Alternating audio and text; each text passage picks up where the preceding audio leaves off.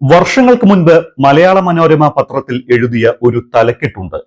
പിണറായി വിജയൻ മലപ്പുറം സമ്മേളനത്തിൽ പാർട്ടി സെക്രട്ടറിയായി തെരഞ്ഞെടുക്കപ്പെട്ടതിന് പിറ്റേ ദിവസം പുറത്തിറങ്ങിയ പത്രത്തിൽ ഇങ്ങനെ ഒരു തലക്കെട്ട് വന്നു: മിന്നൽ പിണറായി. പിന്നീട് അങ്ങോട്ട് പല ഘട്ടങ്ങളിലായി ക്ഷുഭിതനാകുന്ന മിന്നലാകുന്ന പിണറായിയെ നമ്മൾ പലപ്പോഴായി കണ്ടിട്ടുണ്ട്. ഏറ്റവും ഒടുവിൽ ഇപ്പോഴിതാ പാലക്കാട് കഞ്ചിക്കോട്ട് നടന്ന ഒരു കോൺക്ലേവിൽ പരിപാടിക്ക് ആള് കുറഞ്ഞതിന് സംഘാടകരോട് ദേഷ്യപ്പെടുന്ന പിണറായി വിജയനെ കണ്ടു.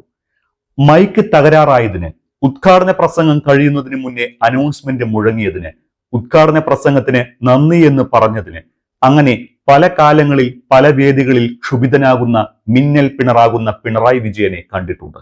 പക്ഷേ സമകാലികമായ വിവാദമായ പല വിഷയങ്ങളിലും അങ്ങനെ ഒരു പിണറായിയെ കാണാൻ കിട്ടില്ല. ഇപ്പോഴും പരിപാടിക്ക് ആള് കുറഞ്ഞതിന് ക്ഷുഭിതനാകുന്ന പിണറായി ഒരിക്കൽ പോലും ഇപ്പോൾ വാർത്താ മാധ്യമങ്ങളിൽ നിറഞ്ഞു നിൽക്കുന്ന കസ്റ്റഡി മർദ്ദനങ്ങളെ കുറിച്ച് ഒരു വാക്കുപോലും പറഞ്ഞു കേട്ടിട്ടില്ല. ഇന്നലെ പാലക്കാട് കഞ്ചിക്കോട്ട് നടന്ന വ്യവസായ സ്മാർട്ട് സിറ്റി കോൺക്ലേവ് ആണ് രംഗം.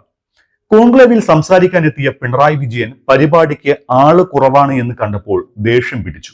സംഘാടകരെ വിമർശിച്ചുകൊണ്ടായിരുന്നു മുഖ്യമന്ത്രി പ്രസംഗം ആരംഭിച്ചത് തന്നെ.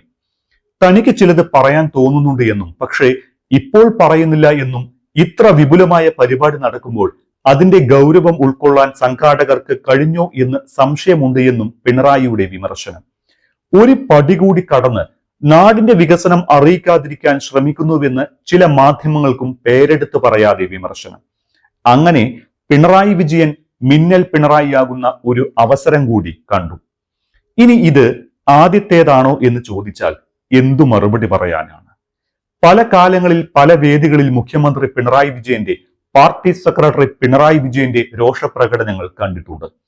കാസർഗോഡ് ബേദടുക്ക സർവീസ് സഹകരണ ബാങ്കിന്റെ ഉദ്ഘാടന ചടങ്ങിൽ നിന്ന് മുഖ്യമന്ത്രി പിണറായി വിജയൻ ഇറങ്ങിപ്പോയ സംഭവമുണ്ടായത് ഏകദേശം ഒരു വർഷം മുൻപാണ്.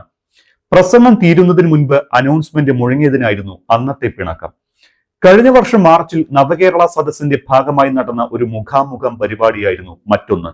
പരിപാടി ഉദ്ഘാടനം ചെയ്തതിന് നന്ദി പറഞ്ഞ് അവതാരക ഉപസംഹാരം നടത്തിയതോടെ മുഖ്യമന്ത്രിക്ക് ദേഷ്യം പിടിച്ചു.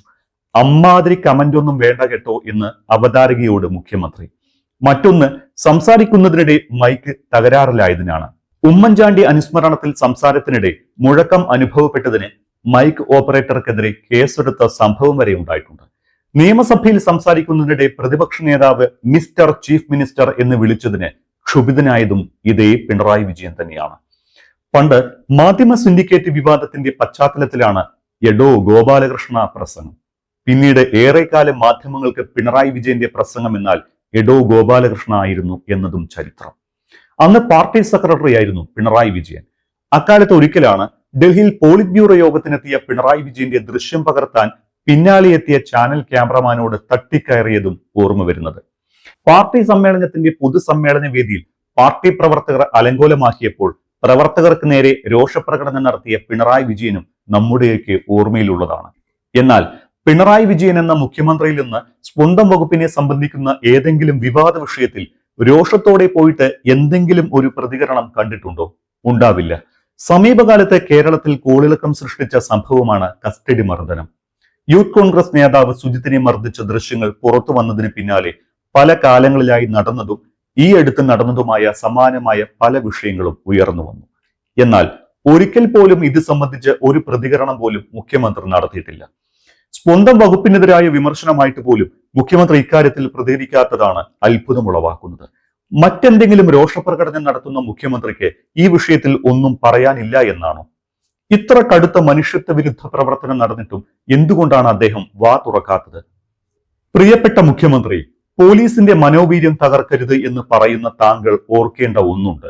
പോലീസ് സേനയുടെ മനോവീര്യത്തെക്കാൾ പ്രാധാന്യമുണ്ട് മനുഷ്യന്റെ അന്തസ്സിനും അവകാശങ്ങൾക്കും. അവ സംരക്ഷിക്കപ്പെടണം. മനുഷ്യന്മാർക്ക് സമാധാനത്തോടെയും സുരക്ഷിതത്വത്തോടെയും ജീവിക്കാനാകണം. അതിന് സംരക്ഷണം ഒരുക്കേണ്ടവരാണ് പോലീസുകാർ. ആ പോലീസുകാരാണ് ഇങ്ങനെ കാടന്മാരെ പോലെ, അസുരന്മാരെ പോലെ മനുഷ്യന്മാരെ എടുത്തിട്ട് ചവിട്ടിക്കൂട്ടുന്നത്. മുഖ്യമന്ത്രി സാർ, അങ്ങ് രോഷം കൊള്ളേണ്ടത് പരിപാടിക്ക് ആള് കുറഞ്ഞതിനല്ല, ആളുകളെ തല്ലി പദം വരുത്തുന്ന ഇത്തരം കാടൻ പോലീസിംഗ് രീതിയോടാണ്.